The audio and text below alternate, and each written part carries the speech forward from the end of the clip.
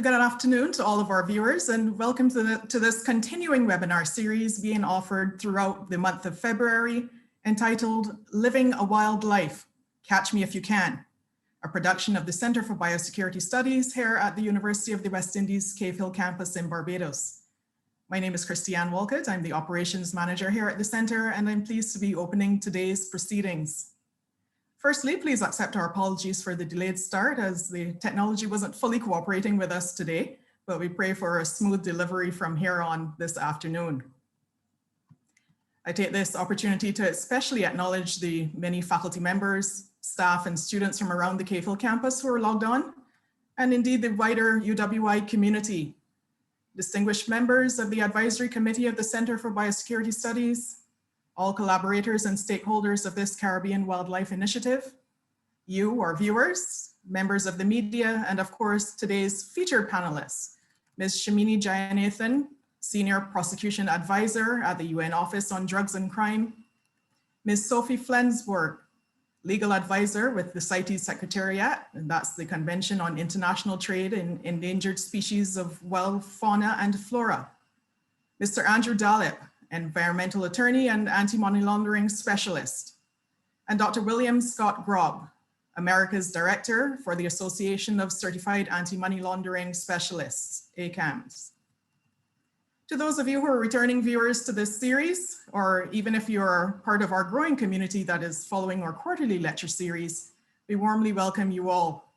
For those who are joining us today for the first time, just a little bit of background for you. This particular forum was in fact launched last week, Thursday, February 4th, to signal the formal unveiling of a recently conceived collaborative study known as the Caribbean Wildlife Initiative. This limited series, Living a Wild Life, Catch Me If You Can, has been put together with specially curated content and presenters and is formulated as a four-part series. The first installment, a public lecture held last week, as I mentioned, followed by 3 sessions that will be delivered as panel discussions. These panels begin today and continue over the next 2 Thursdays, February 18th and February 25th, also starting at 1:00 p.m. and that's Barbados time. So we launched the Caribbean Wildlife Initiative last week with a lecture delivered by the center's director, Dr. Kurt Douglas, who will join us shortly to anchor the rest of the afternoon's program. That presentation was entitled Biosecurity Implications of Caribbean Wildlife on Health, Border Security, Tourism, Trade, and Economy. In this lecture, several general concepts were outlined, rationales for the Caribbean Wildlife Initiative given, and a broad framework set up for the discussion panels to follow. I won't use any time here today to recap that content. However, the recording is available for anyone who would like to be brought up to speed with the conversation that we started last week. Simply send us that request to the email address biosecurity@cavehill.uwi.edu. That's biosecurity, one word, @cavehill.uwi.edu, and we would be happy to send it on to you. These presentations are an important start to a robust advocacy program built around these issues that this initiative will seek to treat to, and the research, policy, and practical outcomes that the collaborators will be pursuing throughout the life of the initiative. Today's panel presentations will be guided by the theme, Global and Regional Views of Illegal Wildlife Trade and Wildlife Crime. At this time, I now invite Dr. Kurt Douglas, Director of the Center for Biosecurity Studies, to introduce today's panelists and navigate us through the rest of today's program. And once again, we thank you for joining us this afternoon. Whether you find yourselves here to support the speakers or if you've come to hear a little more about the region's illegal wildlife trade and wildlife crime, we trust that you will find it to be a stimulating discussion. Dr. Douglas?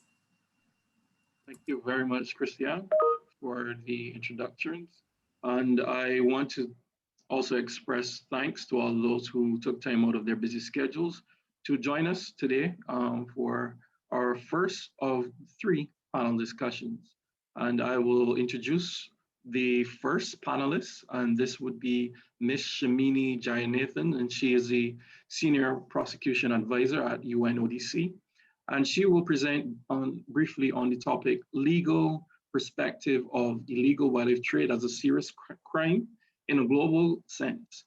sharing her experience in Africa and also transnational organized crime linkages, corruption, and also the UNODC's legislative guide. Now, Ms. Shamini Jayanathan has over 15 years experience as a criminal barrister in the UK and offers practical solutions in relation to legislative, prosecutorial, and judicial capacity building in the fields of counterterrorism, anti-money laundering, wildlife trafficking, and other organized crime. As senior prosecution advisor to the United Nations Office of Drugs and Crime, she designs and implements innovative criminal justice solutions in partnership with IGOs, NGOs, and national authorities. Think Trial is the principle that informs her approach, and as an associate tenant of the Foundries Chambers, a legal 500 criminal firm in London, she's able to draw upon the experience of lawyers from across Africa and the UK to provide capacity building for both prosecutorial and judicial responses to criminal activity. Her work in developing prosecution toolkits in counterterrorism and wildlife trafficking has been replicated across the globe, and her design of the first court monitoring project in Kenya in 2013 for a local NGO has also been replicated across Africa. She has supported reform in the field of human rights, in frontline protection, in conservation areas, and is a recognized leading expert in her field. So I introduce you now, Ms. Jayanathan, to present your first presentation. Thank you very much. Well, thank you very much for that introduction, and I'm delighted to be here and to address your audience. I think probably a good place to start is with a relatively recent report issued by the World Bank in 2019, which put the cost of illegal wildlife trafficking, illegal logging, and illegal fishing in the region of over $1 trillion a year. And more than that, it put the loss of potential fiscal revenues to individual governments to anywhere between $7 and $12 billion a year. These are eye-watering, staggering amounts of money. When we think about the impact of these sorts of crimes, often we think about the impact on our tourism revenues in countries that are particularly reliant. But we also must think about the impact on our sense of security, the cost of our security that our governments provide, and of course, the cost to our public confidence in our own countries to deliver rule of law, a safe functioning economy that abides by principles of rule of law. And those are concepts that are quite difficult to quantify, even define. But one thing is very clear. All of these sorts of crimes are forms of transnational organized crime. And I'll give a few examples in a moment. All of these crimes rely heavily on corruption, and they exploit weak governance. They rely on the sad irony that so many countries that are rich in biodiversity have weak rule of law. They have weak governance. They lack resources to build and maintain the institutions responsible for administering criminal justice. And they exploit that. It is a very low risk, high reward opportunity. And until countries that are, well, particularly countries that are source and transit countries, strengthen their criminal justice response, among other things, we can expect this behavior, this assault and theft of our natural resources to continue. You know, COVID-19 has brought, I think, most of us to a complete standing stop. Many of us have had to change the way we work. Many of us have lost our jobs, lost livelihoods. Our children's education has certainly suffered this last year. But I think from looking at news reports and reading what's going on relating to a number of seizures that have been made, it does appear as though for the criminals involved in this business, it is very much business as usual. Let's take a look back at the last sort of 6 or 7 months, for example. Last summer, Hong Kong authorities seized the largest ever seizure of Tatoba fish bladders. I didn't know what a Tatoba fish bladder was until I read about that. But these are an endangered species, and the fish bladders are used apparently for traditional medicine. In Malaysia in December, There was another seizure of ivory and panther and tiger skins. And just last week in Nigeria, another massive seizure of ivory and pangolin scales. Now, those three cases illustrate the fact that these are crimes that are crossing international borders. And the fact is that in order to do so, there must be huge efforts at corrupting those very people who are responsible for protecting our ports and borders, who are responsible actually for keeping us safe. These things don't just move about on shipping liners, they go onto our aeroplanes, the very same planes that you and I may take to go on a holiday, maybe a distant memory at the moment, but those same airplanes will be housing illicit contraband by virtue of corruption of the officials and security guards. So this is all extremely worrying, and what it illustrates is that these crimes are not just about a tree or an animal. The tentacles of these crimes reach into all aspects of all of our lives, not just organized crime. It involves tax evasion, it involves money laundering, it involves immigration violations. There are security breaches, and of course there are also very human costs. The Thin Green Line Foundation is an NGO that really focuses upon protecting rangers, protecting the protectors. And they estimate that over the last 10 years, some 1,000 rangers, or nearly 1,000 rangers, have been killed in the line of duty. And very often these protectors of our biodiversity are living in countries where there is no welfare state to pick up the slack for their families. So the impact is devastating, not just on their families, but ultimately on the communities in which those families live. And then, of course, there's zoonosis. We're all impacted by it, and we have all been impacted even before COVID-19. There's HIV, H1N1, Ebola, SARS, and now COVID-19. And all of these zoonosis, all of these zoonotic diseases really reflect our relationship with biodiversity and our lack of care regarding animal welfare and the stresses that we put animals under as we as humans pursue our insatiable desire for food, for cosmetics, for fur, for medicines. So in order to tackle this, we must strengthen our institutions, the institutions particularly responsible for protecting us from these crimes. Now, the world has certainly woken up to this. In my experience of working across this sector for the last 8 years, there's been more and more emphasis, more and more recognition that these are indeed transnational organized crimes. The United Nations General Assembly has passed at least 4 resolutions since 2015, urging for the need or committing to the need to tackle illicit wildlife trafficking. And a number of international conventions that have really very little to do with conservation and everything to do with crime have been brought to bear upon member states and enhancing their ability to fight these crimes, such as the United Nations Convention Against Transnational Organized Crime and the United Nations Convention Against Corruption. I think we should make no mistake, and I would say this because I'm a lawyer, but in my view, the battle, the real battle, is not fought on the dusty floor of the national park. It's not fought at the doors of a port or a container that's being opened at a port, at a shipping port.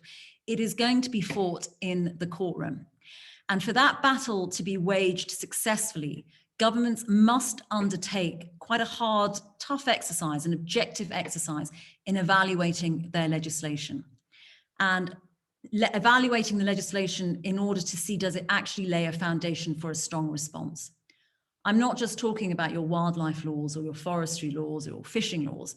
I'm talking about your organized crime laws. I'm talking about your money laundering laws, but I'm also talking about your laws that govern, for example, investigative techniques. I'm talking about your general law on evidence. I'm talking about the laws that create your judicial structures.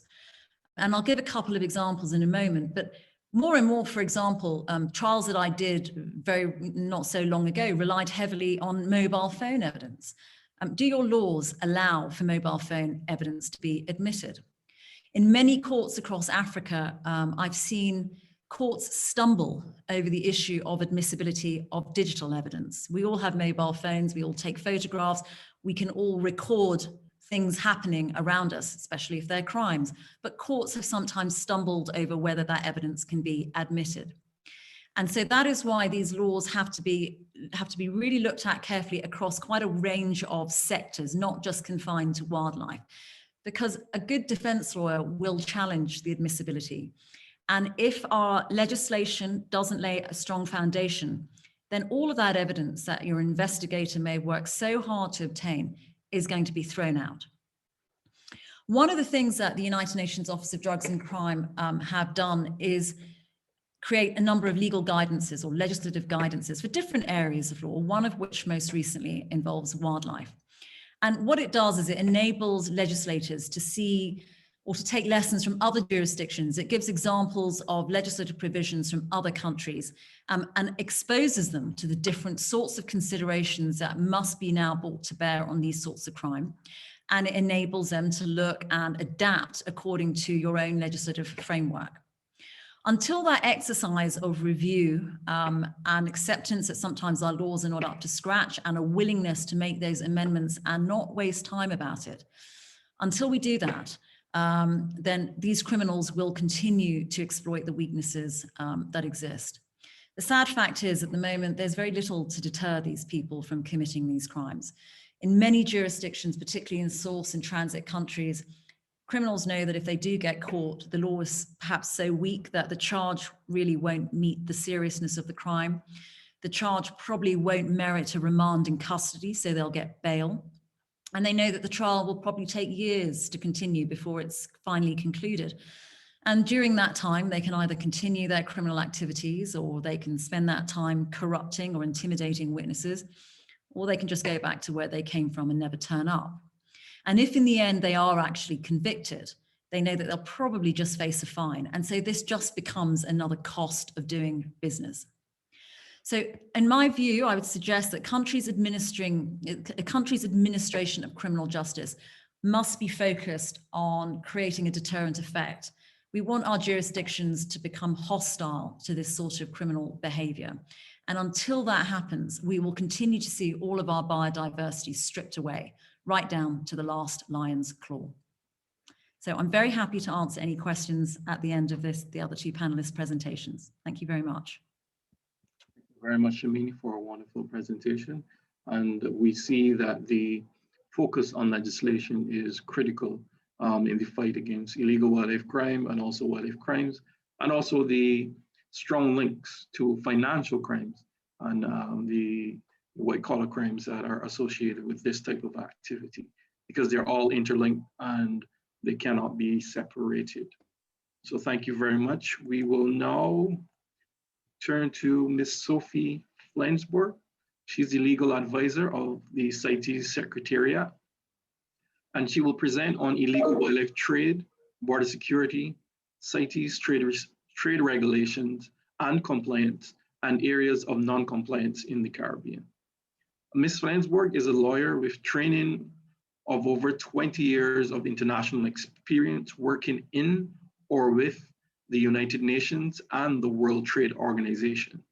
Through past and present responsibilities, Ms. Flensburg has in-depth understanding of areas linked to international trade, environment, and sustainable development from a legal perspective. Prior to joining the Convention for International Trade in Endangered Species, our CITES Secretariat, Ms. Flensburg worked for the International Center for Trade and Sustainable Development. She has also held positions with the Danish government, United National Economic Commission for Europe, and the United Nations Environment Program, or UNEP. In particular, with the Danish government, she has held responsibilities for negotiations with various international organizations in the areas of trade, development, environment, and employment. That is WTO, UNCTAD, the ILO, and UNEO, as well as exercising responsibilities for all Danish multilateral development cooperation in the area of trade and sustainable development. And since 2016, Ms. Flensburg has been providing legal advice to CITES parties on their national legislation for the implementation of the convention, as well as many other legal matters in her capacity as a legal advisor at CITES. So I welcome you now, Ms. Flensburg. You have the floor. Thank you very much, Kirk, and thank you very much for having me here. I'm going to try and show you a presentation. Can you see my screen now? Maybe now. Let me know if it works. Yes, we can see your screen. Excellent. So again, thank you for the introduction. I'm very pleased to follow from Shamini's very excellent opening presentation, because I think we're quite complementary, where Shamini is talking about why we need to strengthen institutions and criminal legal frameworks. I'm coming more at the at this issue from why we need to better regulate international trade so that international trade can continue, but it has to be very closely regulated, and there are very detailed international rules governing international trade in CITES listed species. So let me show you just quickly what this is all about. CITES, as we've heard a few times now, is the Convention on International Trade in Endangered Species of Wild Fauna and Flora, which is a multilaterally legally binding agreement that was signed in 1973 and entered into force in 1975. So it's been with us for a long time. It aims to regulate international trade in the 38,000 species that are included in the scope of the convention, to ensure that such international trade does not threaten the survival of those species in the wild. In that sense, it's about conservation and sustainable use through regulation of trade. And it has currently 183 signatory parties. All of the Caribbean states are party to CITES. I don't know if you usually count Haiti or not, but Haiti is the only country in the whole region that is not a party to CITES at present. So how does it work? Basically, it works through the listing of species in 3 different appendices. Appendix 1 contains about 3% of the species, and trade in species and specimens of species in Appendix 1 is generally prohibited, and that is commercial trade for commercial purposes. Most of the species we have under CITES are included in Appendix 2, where trade can take place under certain conditions. I'm going to come back to those in a second. And then there is Appendix 3, which contains species that are not perhaps in need of global protection, but may be in need of protection in certain countries, and they can then ask for assistance from other parties to control trade in such species. So it's monitored at the global level. It's important to note that the convention doesn't just regulate trade in things you pick up in the nature and put on the market. It is also regulating trade in specimens that have been processed, that are being re-exported, and it also regulates trade in specimens that are being taken in the high seas, such as sharks or tuna, not tuna, but sharks, or other marine species listed in the 3 appendices. So it's live, dead, parts, and derivatives, including finished products. So that's why you have here, you can see live, dead, a derivative and a finished product of the same species. All of that is covered by the regulation of CITES. Finally, it's important to note that it regulates trade for non-commercial purposes, such as for scientific purposes or for law enforcement purposes, for diagnostic purposes. If you need to ship a sample of a species from one country to another to understand which species it is, you have to have a CITES permit or certificate. So in order to be authorized, the trade must be legal, sustainable, and traceable. These are the fundamental conditions for trading under CITES. There has to be a legal acquisition finding. So the authority, which is a nationally designated management authority that is supposed to issue the permit, has to have evidence that these species were obtained in accordance with national legislation for the protection of biodiversity or the environment, but in accordance with national laws. There has to be a view from the scientific authority that is also designated at the national level that trade in these species will be fully sustainable, will not have a negative impact on the survival of the species in the wild. And of course, there has to be the permit, and here you see the sample of the permit that is confirming that these conditions have been met. This is a challenging set of conditions, and as Shamini was mentioning, there are risks of irregularities, of pressure, of embezzlement, et cetera, at all these levels. And this is why we need to have very clear and very detailed regulation of trade, so that it's difficult to set aside these requirements, that there need to be documentary evidence at all levels, so that nobody can be tempted to forego these conditions. So these are the fundamental conditions. You asked me to talk a little bit about the compliance processes. So in order to monitor the implementation of the convention by the parties to the convention, different mechanisms have been put in place by the parties. The first one is a mechanism to ensure that national laws for the implementation of the convention meet certain minimum criteria. That is being this is being reviewed by the Secretariat. We're reviewing the national laws and ensuring that all national laws have certain aspects that will help implementation and enforcement, such as penalization of trade in violation of the convention, the authority to confiscate if something is traded in violation of the convention, etc. Parties have to submit annual reports of the authorized trade, so that we can monitor trade at the global level and pick up any issues that that seem perhaps there could be certain species that are being traded in an unsustainable fashion, which is the third element here, the sustainability of trade. We're using the national annual reports to verify that species are not being traded in unsustainable volumes or quantities from any country. And then we ask parties, how do you actually ensure the sustainability of the trade you have authorized? There are compliance measures that are associated with each of these mechanisms. There are more mechanisms, but I'm just mentioning the main ones. And these recommendations are intended to help ensure that parties will eventually come into compliance.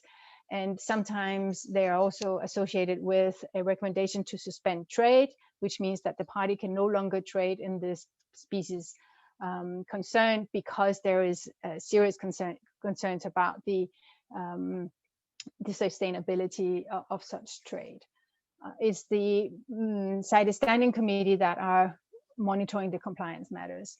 So when it comes to the Caribbean, we have issues on all of these aspects. National legislation, there are a number of countries that do not have sufficient detailed national legislation in place yet. I'll show you next slide which ones those are. There are a number of parties that are not submitted their annual reports for 3 consecutive years: Grenada, St. Lucia, Trinidad and Tobago, which means that we'll come to possibly a recommendation to suspend trade next time the Standing Committee will be meeting, because that's, we need those annual reports to be able to monitor the sustainability of trade. And there are a number of parties where this is ongoing, this review of significant trade that I mentioned: Grenada, Guyana, Suriname, and Haiti for queen conch and parrots and the yellow-footed tortoise, where this trade can currently not happen because there are doubts about the sustainability of the trade from those parties. So where do we not have appropriate national legislation in the Caribbean? In the countries that are here listed in category 2 and 3 means that they have no legislation or only some legislation in place. Antigua and Barbuda, St. Vincent and the Grenadines, Suriname, Trinidad and Tobago, Belize, Dominica, and Grenada, showing up here again, have not appropriate and sufficient adequate legislation in place to ensure that CITES is implemented and enforced. So we are joining a little bit the issue of criminal laws, because we're also talking about the enforcement of CITES in the legislation to a certain extent. What is being traded? Queen conch, mainly green monkeys, and corals are the main the species that are traded most out of the Caribbean region per se. I have much more detailed information about what this current CITES trade, authorized trade, involves, which species it involves. And the main importers are not surprisingly USA, Martinique, but also Vietnam, China, and Italy are importing legally goods from the region.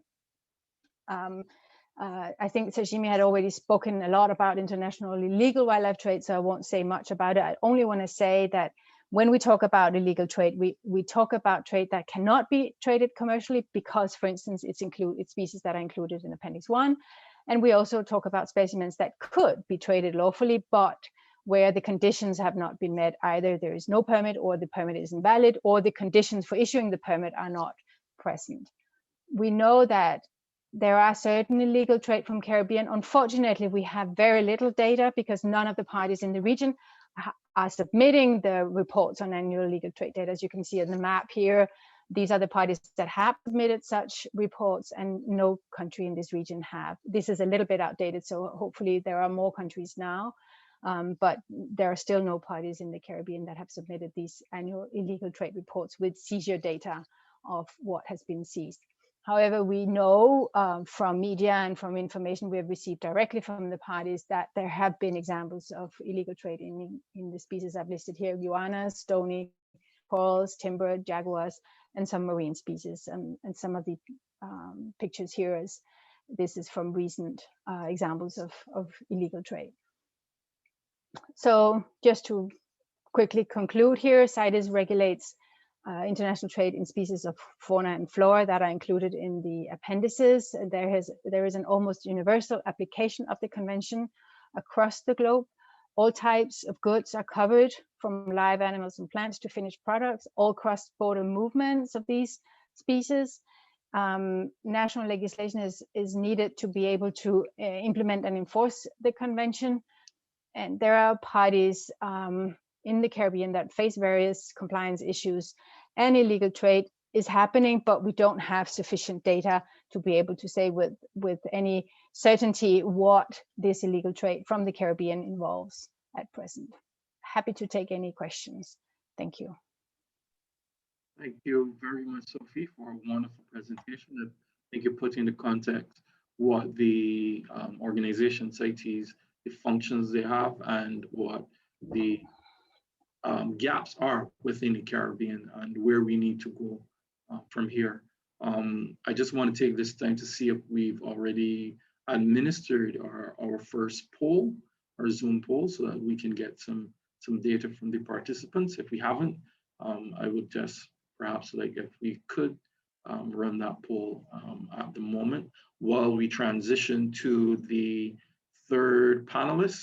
And I think we will kind of shift the focus from wildlife a bit and zoom in a bit more on the financial crimes aspect of it, but still looking at the environmental aspect. And I introduce to you now Mr.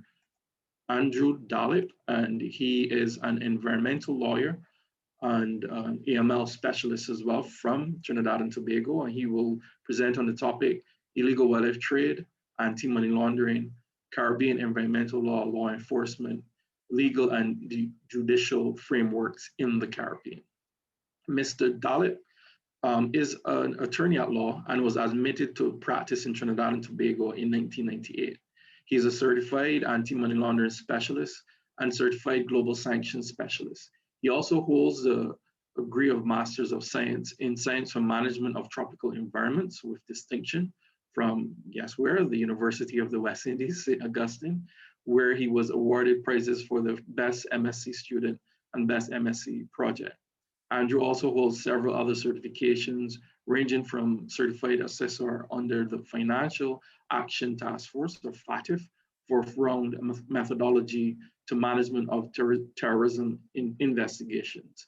His experience spans developing legislation and domestic and international policy, intelligence and investigative coordination, civil litigation, criminal prosecution, nation risk assessment, and sector risk assessment. His early career included serving as a legal officer with 2 government ministries, with responsibility for the environment. His portfolio included prosecution of forestry and wildlife offenses and civil litigation, as well as providing policy and legislative advice to the representative government ministers.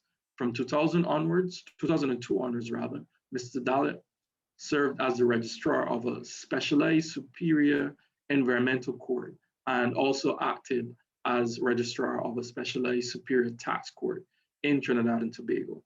He has represented the state in civil litigation, implementing anti-terrorism and counter-proliferation sanction regimes, and regularly served as a trainer for law enforcement and intelligence officers. He has also acted as a consultant to multiple international organizations and continues to serve in this capacity.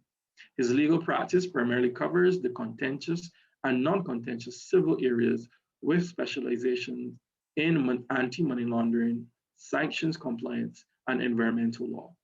Mr. Dalit is also the author of several articles of AML and CFT, including EU's methodology for listing high-risk third countries, the FATF grey list, and the FATF's updated recommendations regarding proliferation, financing, anti-terrorism, and corruption and intelligence, as well as a book in the field of environmental law. Mr. Dalit has also served as a presenter and panelist at several conferences, both in Trinidad and Tobago and internationally. So now I bring to you Mr. Dalit.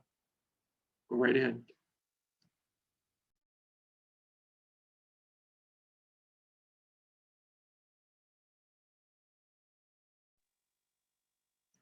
I think you're unmuted, Andrew. You're muted, Andrew. My apologies, Kirk. Can you hear me now?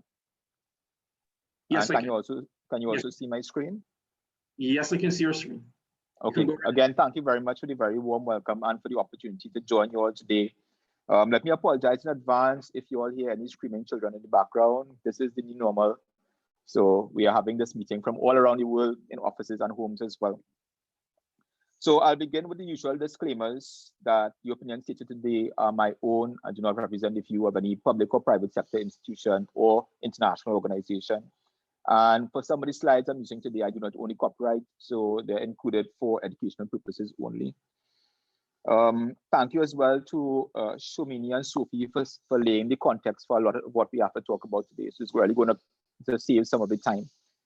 And in the interest of time, I'll have to restrict myself to flagging some of the main issues I think we in the Caribbean need to look at before we can begin synthesizing all of them into the bigger picture and ultimately finding solutions for IWT in the Caribbean. But I sincerely hope that this is the beginning of a longer conversation, and I really want to applaud Kirk and his team for the initiative they're taking. So let's begin. Laws are an instrument of policy, and like most countries in the world, policy in Caribbean nations is often driven both by domestic security, economic and social issues on the one hand, and by external factors on the other. Now, so domestically, IWT is of course an internal and external security issue, depending on the nature and the scale of the activity. And I think Shani would have started to speak to some of these issues. IWT can be a significant transnational organized crime, or TNOC itself. So it does often exploits the vulnerabilities in our border security apparatus, as well as our financial systems. And because IWT is a phenomenon, we also need to consider the issue and nexus to the Caribbean in terms of source, destination, and transit countries, just as Sophie had told. There's also now increasing evidence the convergence of IWT transnational crimes in the Caribbean, such as drug, weapon, and human trafficking, with both relying on the same roots and infrastructure. Multilateral environmental agreements, of course, represent the international community addressing the issue from a conservation perspective, and even domestic organized crime also takes us into the realm of money laundering and the related issue of terrorist financing. AML CFT compliance, that's anti-money laundering and combating the financing of terrorism compliance, is of course now a major driver of policy in the Caribbean. We in the Caribbean are of course all too familiar with the concepts of grey listing and blacklisting in the AML space from both the EU and FATF in particular. as well as the cascading effects on our economies all the way down to the individual citizen. Now, when we look at both the FATF methodology and the EU methodology, we see clear scope for IWT as a money laundering predicate offense. Now, even before we get to the money laundering offenses and confiscation measures under FATF recommendations 3 and 4, ML and TF threats and vulnerabilities surrounding natural resource exploitation are now featuring as an important component of risk assessments under FATF recommendation 1. Now, recommendation 1 is a cross-cutting recommendation and forms the foundation of compliance with many of the other FATF recommendations. So it's very, very important in the mutual evaluation process. Now, whether a country chooses an NRA or a combination of sector risk assessments, these risk assessments translate all the way down to regulated individuals and entities applying a risk-based approach to money laundering and terrorist financing risks. So in a nutshell, weak IWT laws and enforcement can have a cascading effect, potentially contributing to countries being listed by the FATF EU. But the FATF in particular has now placed increased emphasis on the nexus between AML, CFT, and environmental crimes, starting with the illegal wildlife trade. Since 2019, FATF has done a lot more research into IWT as a federal offense and the nexus between IWT and other organized criminal activity, as well as policy and law enforcement responses to these threats. So with the focus on IWT as a money laundering predicate offense, countries can now begin to bring the sophisticated national AML CFT framework to bear on detecting and disrupting these criminal activities. Now, this extends beyond criminal prosecution of predicate offenses and related money laundering to depriving criminals of the proceeds of their criminal activities and instrumentalities of crime. And by instrumentalities, we're referring to the tools and implements used to commit these offenses. So this can essentially take the profit out of the crime and help to disincentivize IWT. Following the money or financial intelligence is in fact extremely useful in identifying all the actors in local and international criminal networks involved in IWT as well. But what's coming out of even the FATF on this issue, while anecdotally we recognize the scope of the problem, we simply do not have enough concrete data. Data is, of course, tied to deep-seated practical problems in the Caribbean, as well as in other jurisdictions, particularly criminal justice system, the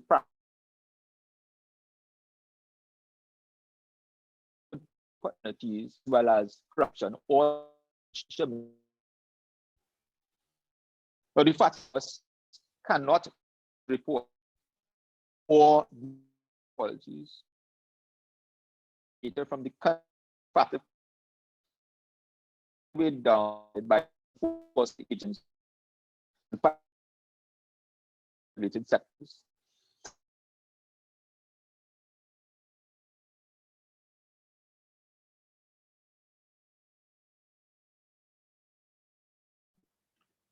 We seem to be having a little difficulty with the connection to Mr. Dalit and his presentation. We'll just wait to see if he will reconnect. There we go. Hi, Kirk, can you hear me? Yes, you can go ahead. Sorry. Sorry, the technology seems to have been working against us there for a little while. Yes, you may just go back one slide, I think. Sure, no problem. Let me see. Let's see if I get it. Right, yeah.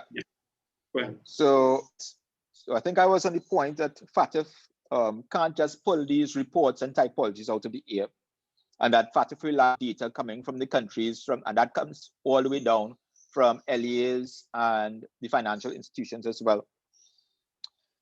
Now, developing these typologies is actually part of the cycle because the FIs, that's the financial institutions, and other regulated sectors on the front line rely back from financial intelligence units and supervisors on current and emerging trends of criminality. And this allows them to better identify suspicious transactions. Feedback is actually required by the FATF recommendations under recommendation 34. Now, the FATF has in fact recently announced that in June countries required certain actions they have taken to combat the illegal wildlife trade and money laundering since the FATF published its IWT report in June of last year. So they've given countries 12 months to report on what progress they did in implementing. So this is an important driver for countries as well. Now, all of this is, of course, premised on each player having both a deep understanding of their area of expertise as an adequate understanding of the bigger picture, including the roles of other players in the process chain. And this, of course, is the real importance of programs such as the one that Dewey is embarking on. And I'll speak a little bit more about that as I wrap up. Now, Shamini spoke a lot about the laws and the gaps that we have in laws. And unfortunately, the Caribbean is no exception. So in the interest of time, I'll just briefly comment on the legal framework in our area of the world. So yes, we do have many old laws on the books, which we have inherited from colonial times. And the clear disadvantage, of course, is that many of them are outdated in terms of scope and penalties. But there are, however, some advantages that we shouldn't really throw out with the bathwater. In Trinidad and Tobago, for example, the laws on wildlife trade and forestry management actually predate the Constitution and are deemed to be safe law, allowing for some features such as reversing the burden of proof in criminal proceedings to be kept in the law, and those would otherwise require a special parliamentary majority to enact. And in those laws, we all find some of the features that FATF is looking for in a mutual evaluation, such as asset forfeiture regimes. Now, there are also examples of some more modern legislation, which is useful features which can not only help profit out of crime, but also provide a framework for quantifying environmental damage. This is very important. So such valuations provide a line which can inform policy decisions, including proportionate and persuasive sanctions for breaching the law, as well as allocation of law enforcement, prosecutorial, and judicial resources. Because if we don't truly understand the value of environmental enforcement agencies, judicial authorities, investigators are going to prioritize differently to how we want. Now, looking at the judicial framework, which I'll just touch on briefly again, and using Trinidad and Tobago as an example, most criminal matters fall within the magistracy as summary offenses. And most of these courts actually have a significant backlog of cases, and wildlife matters are usually pushed to the bottom of the queue. Civil asset forfeiture has the potential to be a valuable tool to take the profit out of IWT. So there's definitely a need for us to focus on this area as well. And while specialized courts like the environment do not hear criminal matters, its jurisdiction to hear applications by the Environmental Management Authority, which is our environmental regulatory body, especially to determine administrative civil assessments, can have far-reaching implications in this arena, particularly when we think about it in the context of understanding the value of the environmental assets we're dealing with.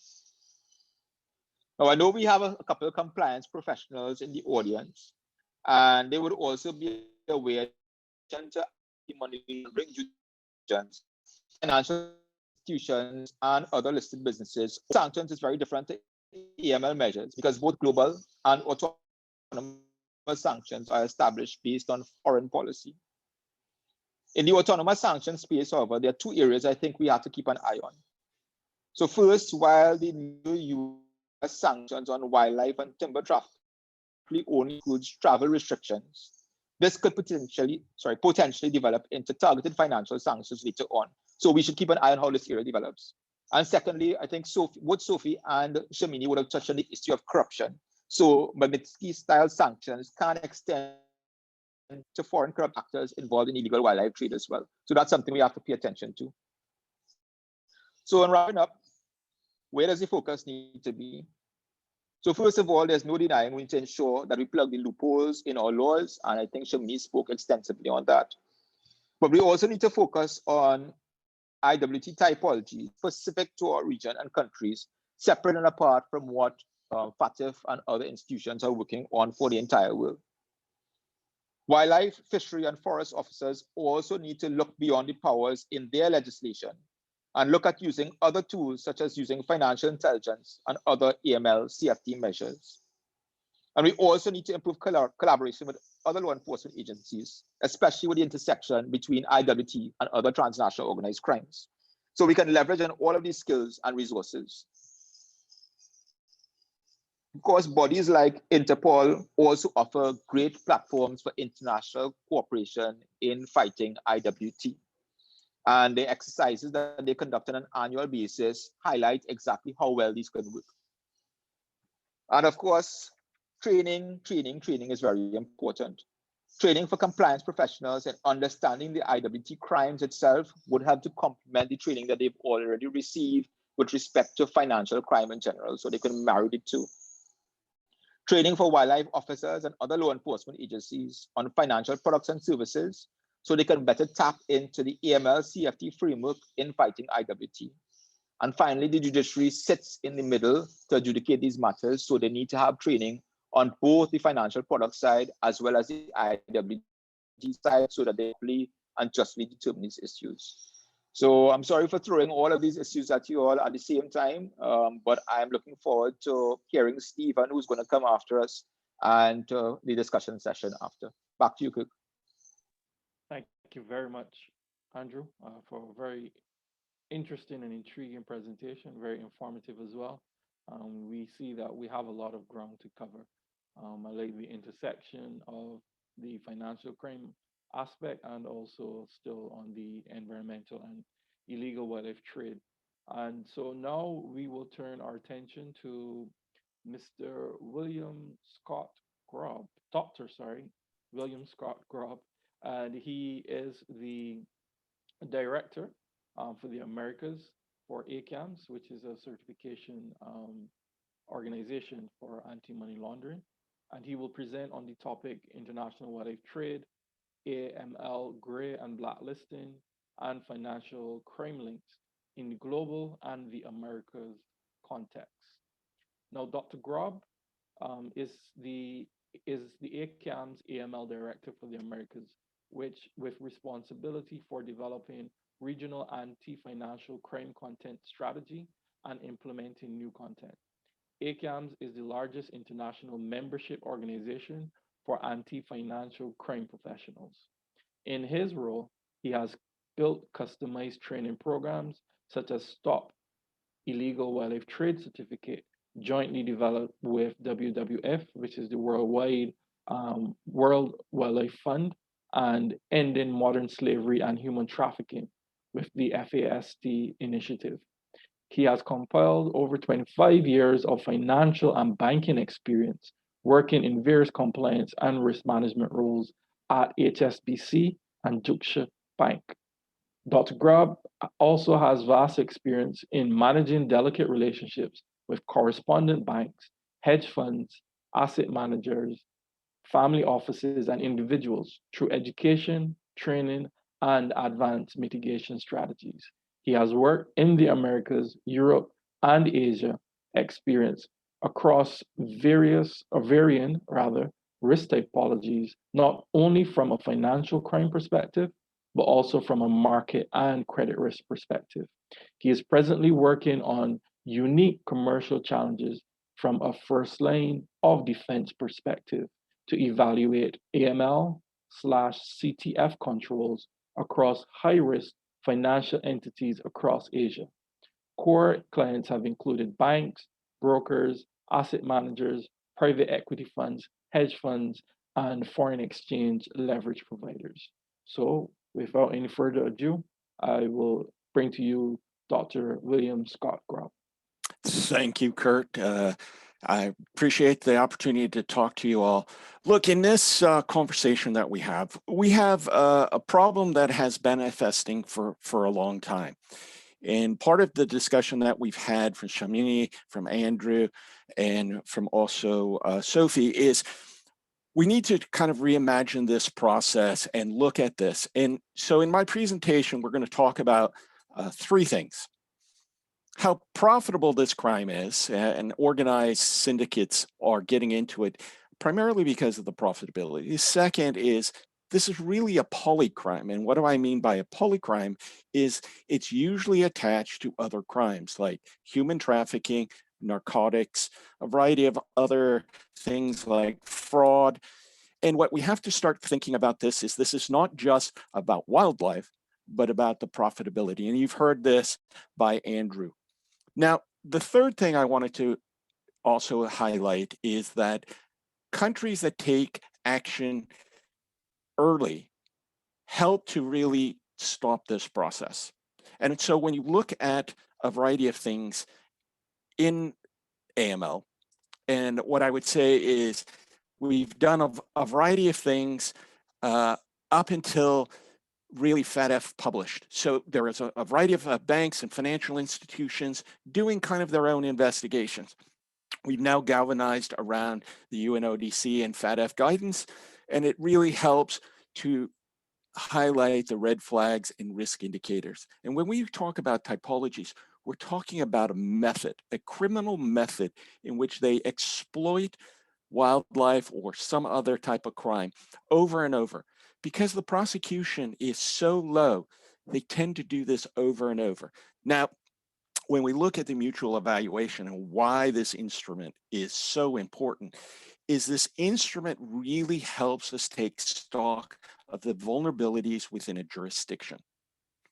It gives us an indication of the technical compliance through the FATF 40 recommendations, but also in the immediate outcomes.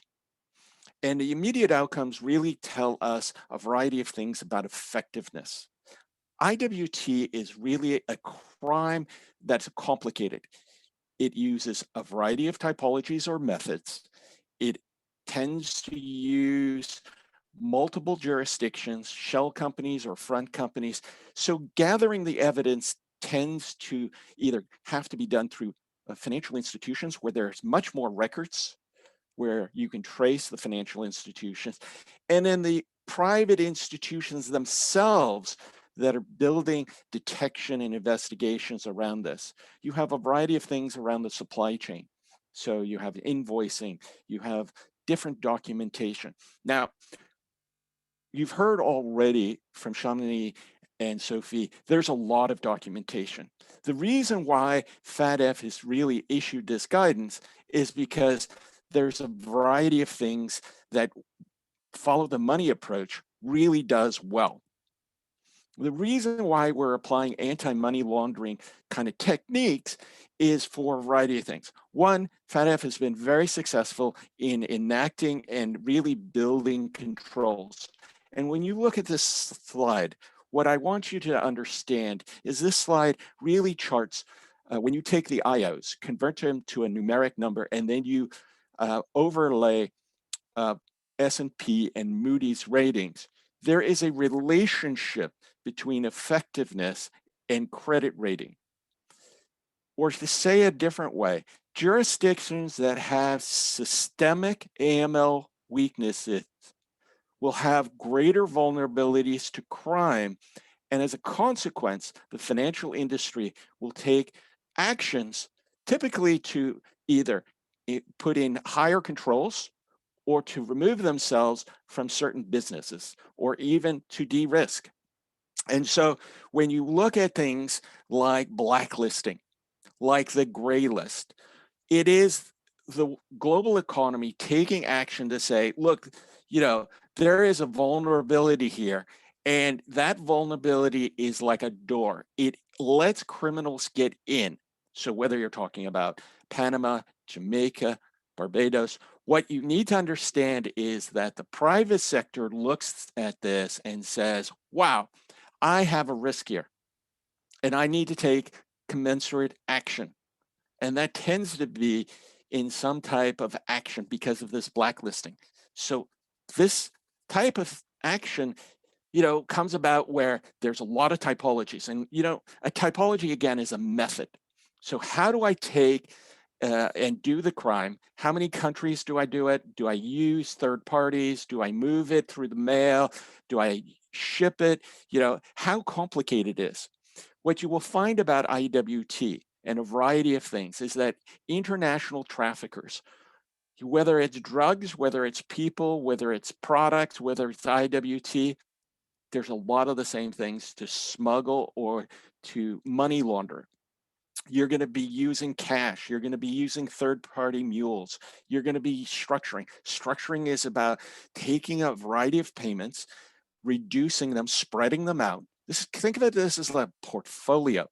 a portfolio of criminal activity in which you use a variety of mechanisms to launder money.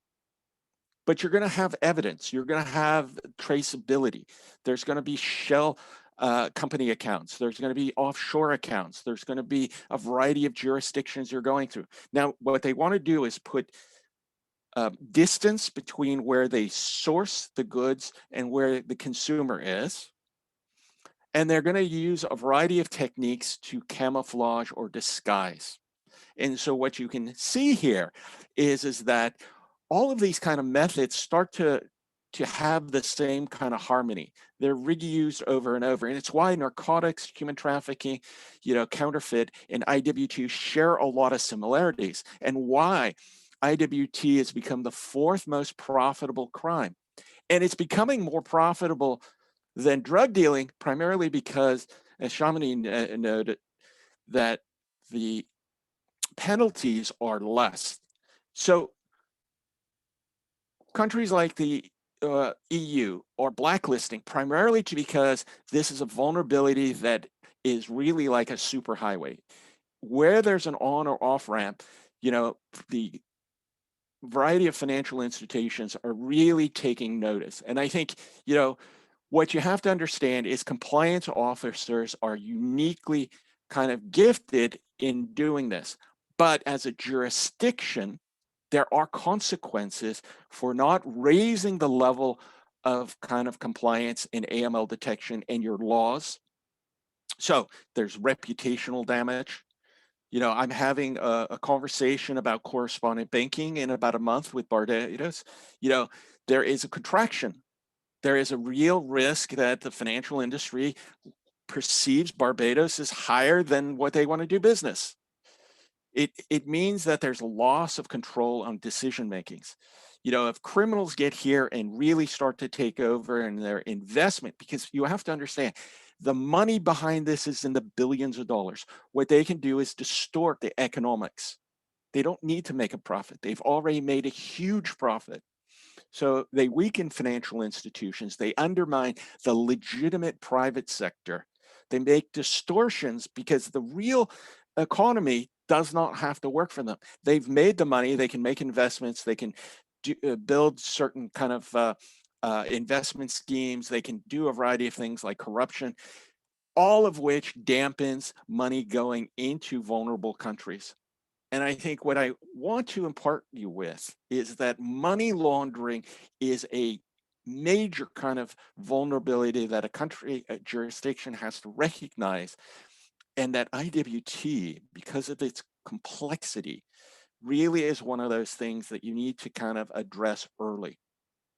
Now, I represent ACAMS, and ACAMS is a 83,000 membership across the world. And the private sector since June has really said, look, we need to partner with public sector, with NGOs. We need to kind of apply the follow the money techniques. Why? Because one of the biggest things is about follow the money is traceability. There's evidence. There's a variety of things. The money flows are so big that you're going to see them. And so we are working with a variety of partners, and we have a large Barbados chapter that Andrew is a part of, in which we're trying to espouse a variety of training, because understanding Barbados and the Caribbean's red flags and risk indicators are unique. You can't, I was working in Hong Kong, you can't look at Hong Kong and apply the same things here.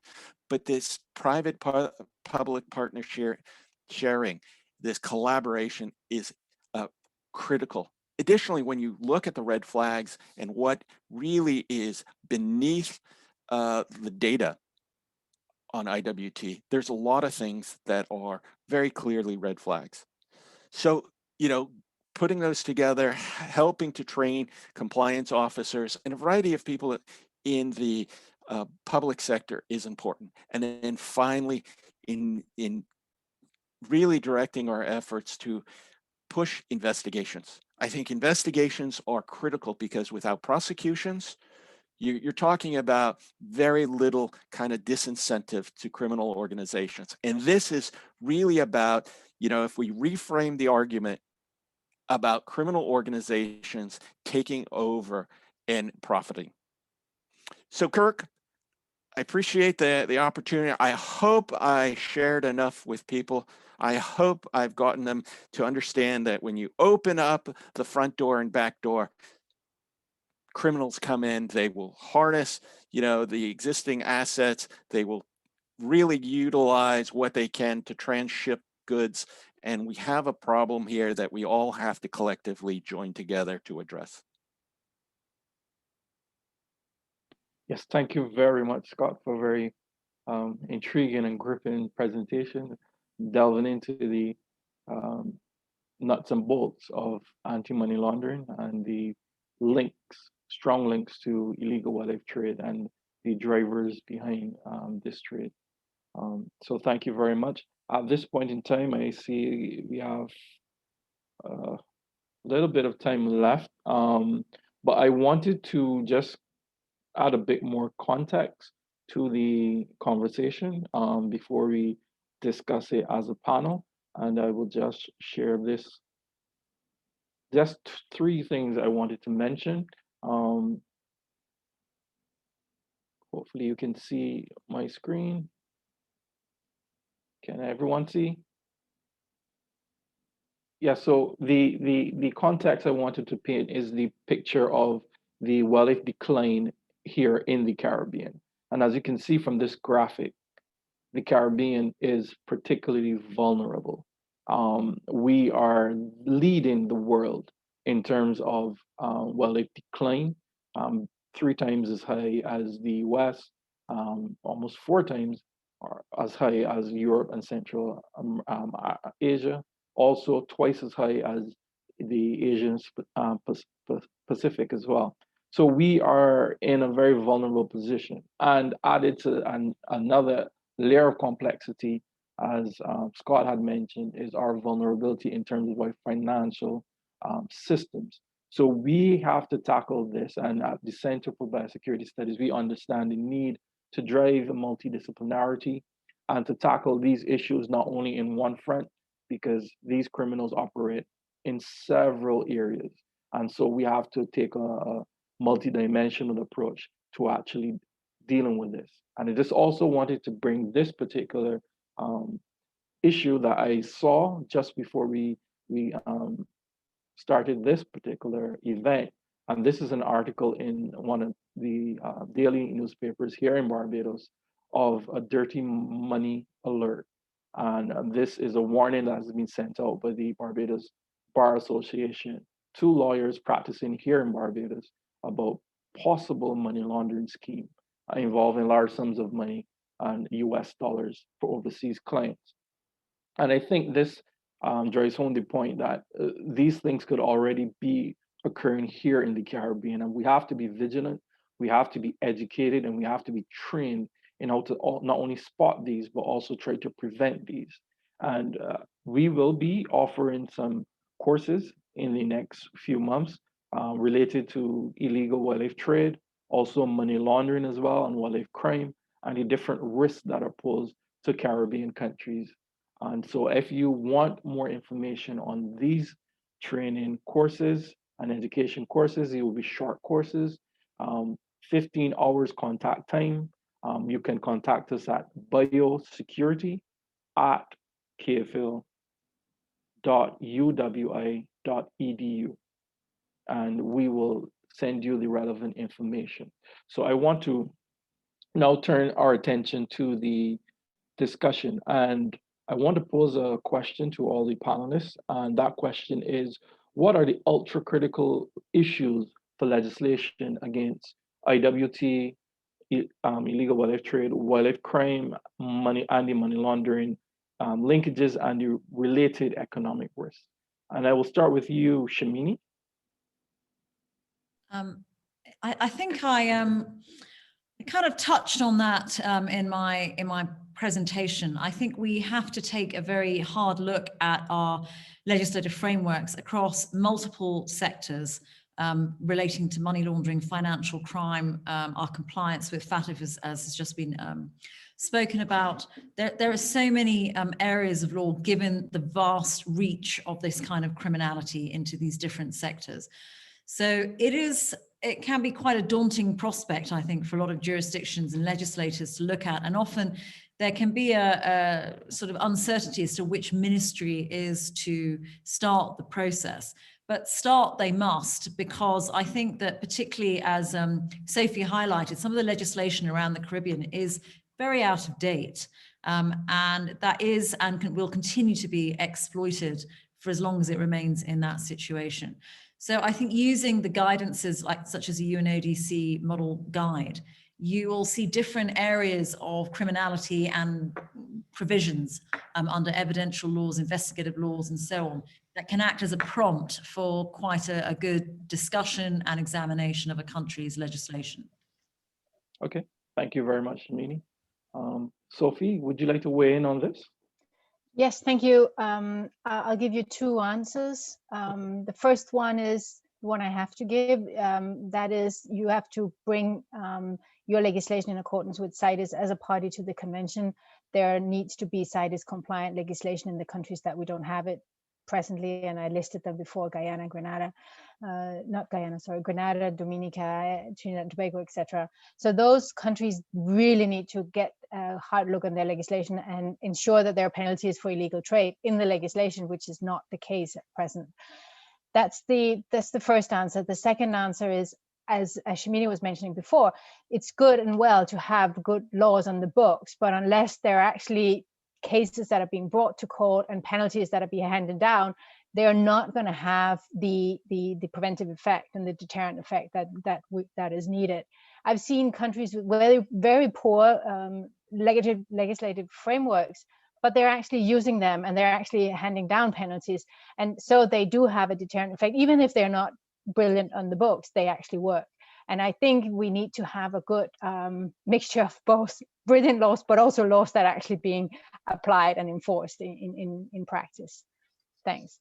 Okay, thanks very much, Sophie. So you're talking about amending the laws and also strengthening law enforcement. I'll turn now to you, Andrew, and get your view. Thanks, Kirk. Yeah, I can only echo what Sophie and Shamini would have said, and some of the areas that Scott, who I rechristened as Stephen earlier, would have touched on as well.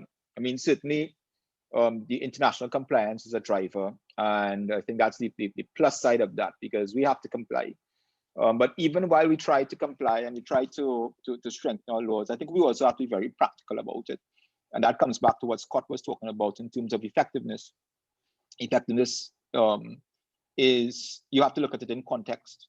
And while effectiveness is a product, in one sense, of having strong legislation, effectiveness is something you have to take into account as well in terms of developing frameworks. One of the most limited resources we have in the Caribbean is the human resource. We only have so many people to do all the jobs that are being done in bigger countries. And when you look at it from that point of view, you have to look at what you can practically do easier and what you cannot practically do as well. So Shamini probably will be the first one to tell you that regardless of how much laws you have in place, obtaining a criminal conviction is probably the hardest thing to do. And that's why you have extremely brilliant lawyers like Shamini, who may be very successful in that area, and other people who are higher up or lower down on the totem pole, I don't remember which one it is, who are not quite as successful. And that's because you have a lot of moving parts in a criminal prosecution. And that brings into focus the other tools that we can use, such as civil asset forfeiture and the other disruptive tools as well. So when we're thinking about strengthening legislation, we have to look not only at the criminal side of it, but the other tools that we have in the toolbox. And that goes back to what Scott was talking about in terms of making sure that our environmental predicate offenses are tied to the money laundering offense, are also tied to the civil asset forfeiture regimes and the other disruptive regimes as well. Thank you very much, Andrew, for that contribution. And Scott, would you like to also weigh in finally on this, as time seemed to be? Yeah, I think Andrew has pegged it quite nicely. So, you know, you have to reimagine that this crime is not necessarily kind of about conservation or border security. It's a larger thing in which money is being taken out of your system, and you're being robbed without knowing it. And if you have to do something, you certainly connect the predicate crimes to money laundering. That is the first thing you can do, because money laundering is the easiest thing to really go in court with. A lot of times you can win on the money laundering charge, where the predicate crime may be more difficult. The second is definitely in training. And there's a variety of free training out there, as well as training that's coming down the pike that, you know, the island needs to get. And I think the more people that get it, you know, the better off you are, because this is about detecting and deterring. And the more people that can detect and deter it, the easier you're going to create this fence in which these criminals are going to go, well, we're going to go somewhere else. Okay, that makes a whole lot of sense.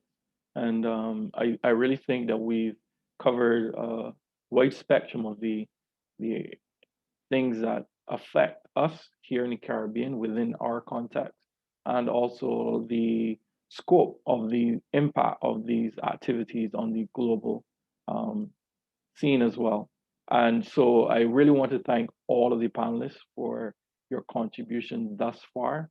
And I think at this time, we will leave the floor open for questions from the audience, because I know you've been waiting, you've been watching, and I thank you for also staying for such a long time as well. And I'm sure that you would have found this content very intriguing and very exciting. And so I want to open the floor for the opportunity for you to pose your questions, and you can pose your questions in the question and answer section, and we will try to field these questions to the relevant panelists. And I see a question from Mrs. Alvarez Rodriguez, and she asks, don't you think that the objectives of investigations related to the trafficking of protected species should be changed by prioritizing the confiscation of property, as Italy has done in order to fight the mafia? Do you want to take that one, Andrew? Yeah, sure. I thank you very much for the question. I think it's a very excellent point. And I think that comes back to a lot of what Scott was talking about and what I would have mentioned earlier, the disruptive strategies. Yes. I think in the United States, they talk about it as the Al Capone approach. In the way that they took him down, you couldn't take him down on the actual criminal charges, but tax evasion is what they use. So following the money, taking the profits out of crime, because at the end of the day, criminal activity, most criminal activity is a for-profit venture. It's motivated by money. And if you make the activity unprofitable, it acts as a serious disincentive. Now, marry on top of that, the difference between the criminal standard of proof and the civil standard of proof. So when we're dealing with non-conviction based asset forfeiture, that is using the civil asset forfeiture regime, you're losing a civil standard, which is low, much lower than the criminal standard of proof. So it makes the target for law enforcement a lot easier to achieve in terms of disruptive strategies, which is why a lot of countries, starting with the UK in particular, have started going towards using these civil asset forfeiture regimes. Now, Shamini may be in a better position to speak to whether any of these have been used for IWT as yet. I think it's relatively new in terms of that application, but it's something we really have to be keeping our eye on. It's new territory, and I know that most countries are proceeding cautiously, because just based on my experience in Trinidad, in terms of applying targeted financial sanctions for the purpose of terrorism and proliferation of weapons of mass destruction, when you're introducing a new jurisdiction to a court, a new area of law, you want to start off with a history of winning, because that builds the confidence of the court in you as an attorney, whether you're a prosecutor or you're someone representing the state civilly, in terms of the material you're going to put before the court. If it's 6 or 1, and half a dozen the other, and you have a tendency to lose, especially at the beginning, judges tend to look at you with a little bit more skepticism whenever you walk into the courtroom. Okay, so that should just add a little bit more context to the conversation. Okay, Scott, you want to take a a take at this as well? Look, there's a couple of cases I want to highlight to you. So we just most recently had Operation Apex, in which the U.S. went after a transnational organization doing shark finning. It was a criminal organization called the WU TCO. They did narcotics, they did a variety of things, and mail fraud. IWT was one of about 4 different things. You know, in collecting that investigation and in prosecuting that, you need to really have, and Andrew's right, you do need to have confidence built into the system, but you also have to start demonstrating that you have enough knowledge of the legal system to apply and go after these criminals. Because if you don't, and there are no cases, there are very few cases in IWT, then criminals see that as an incentive. Because if you're not going to take the profit out and you're not going to go after them, then they see it as game on. Okay, thanks. And Shamini, do you want to also just briefly reflect on your experience in the African context in terms of prosecution and you know, the judicial system, and also those particular financial disincentives that were raised in terms of, you know, forfeiture of property and, you know, possessions from persons who are operating in this criminal activity? In the context of wildlife crime and wildlife trafficking, I haven't seen this happen yet, or successfully anyway, although there are increasing moves to do that. We've had some very recent cases in Kenya, for example, where drug traffickers had significant assets seized in December. So there is more alertness and awareness and willingness to try this as a different tactic in pursuit of these sorts of criminal activities. But I think confiscation proceedings, asset recovery, a lot of the institutions responsible for these sorts of measures are quite young still. And so they're trying, but I think it's still in the early days of their experience. And going into wildlife trafficking, I don't think is as yet as strongly on their radar as offences relating to, for example, narcotics and human trafficking. From a criminal justice perspective, I'd also add that when we talk about what our priorities should be, we have to look at the way that the criminal justice process is working. And so some of the work that's been very successful across Africa have been measures to speed up criminal trial by introducing criminal procedure rules, improving the sentencing outcomes and consistency of sentencing, and improving the capacities of prosecution agencies so that they can actually lead investigations. And all of those things together start to build a degree of predictability in the criminal justice system. And it is that predictability that eventually will cause a deterrent effect to happen. At the moment, if it's a sort of anything goes once you get arrested, then there is no deterrent. So a lot of the work has to be about getting criminal justice as a whole to work effectively and efficiently for everybody.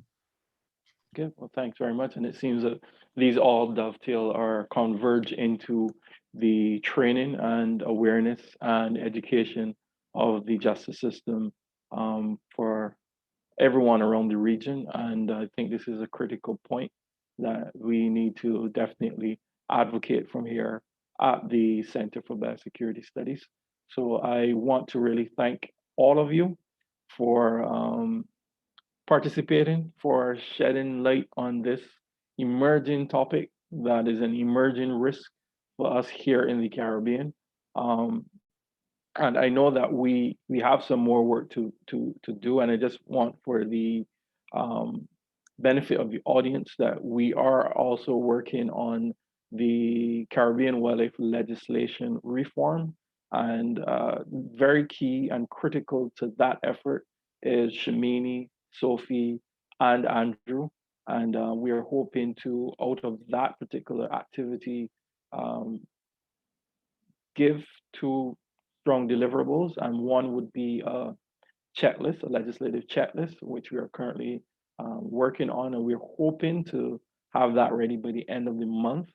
And also the legislative brief, which is a summary of the key and critical issues surrounding these criminal activities, and how can we then communicate this to heads of government across the Caribbean, but also specifically within each Caribbean country, because each Caribbean country has their own set of complex nuances that we have to be wary of, also aware of, and therefore, communicate specifically to those nuances.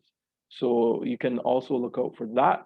And again, we have those training courses that are going to be scheduled, and you can look out for more information on that as it develops. So if you want, again, to know more about those courses, you can email us at biosecurity at cavehill.uwi.edu. And so at this time, I would turn back over to Ms. Christiane Walker, and she would give some closing remarks and dismiss us from this webinar. Thank you. Thank you, Director. And of course, for any of our viewers, if you're interested in following up directly with any of the panelists that you've heard here today, please, again, send us your questions, your comments, your requests to connect with any of our panelists to biosecurity@cavehill.uwi.edu. And we'd be more than happy to put you in direct touch with any of our speakers if there are particular issues that you'd like to follow up and follow through on. And of course, before we close, we have to make sure to acknowledge all of those participating entities who helped to make this production possible. Two people, first and foremost, our technical crew, Mr. Samuel Eugene and Mr. Wesley Moore. Sam is with the Campus IT Services Department, and Mr. Wesley Moore is our clerical officer here at the Center for Biosecurity Studies. Yes, thanks. Not to interrupt you, Christiane, but I forgot that we forgot to administer the second poll. I'm not sure if we did administer the second poll. That slipped my mind. So if we could run that poll just before people sign off, because I think we still have about 50 participants in the audience. So if you could kindly just complete that poll for us, we would be more than appreciative of that. So thanks once again. And a larger thanks as well to the Office of Marketing and Communications, who has been instrumental in helping us to get the word out as far as the messaging around this particular series. So on that note, we want to thank you once again for joining us this afternoon. This series continues next Thursday at 1 o'clock local time for our next installment. That's another panel presentation, and the director will navigate us through that program as well. For those of you interested in staying connected with the Center for Biosecurity Studies, there are a number of options available to you. You can make contributions to our newsletter, which we launched back in December of 2020, and we're currently preparing our second edition, and that will feature a heavy focus on the Caribbean Wildlife Initiative and related matters. So if you think that you are doing important work that can contribute to the enhancement of the work that is being done, that you've heard laid out here today, by all means, send us an email. Let us know what material you have that might help to supplement the offerings that we have here at the center, and we would be happy to highlight those. And our website, we invite you to have a look at that at www.cavehill.uwi.edu/biosecurity. That's one word, biosecurity. And have a look to see what we're up to, our upcoming events. If there are any activities and events that you'd like to partner with us on, we are also open and available to those kinds of opportunities, and we can try to help you get the word out across our network. So on that note, thank you once again for joining us this afternoon. We do apologize for the delayed start once again. We're hoping that next week will run a whole lot smoother. So we will have positive thoughts and look forward to seeing all of you logged into next week's session. So stay tuned. Next Thursday, 1 p.m. Thank you very much. And I believe our session is now adjourned. Good afternoon. Bye.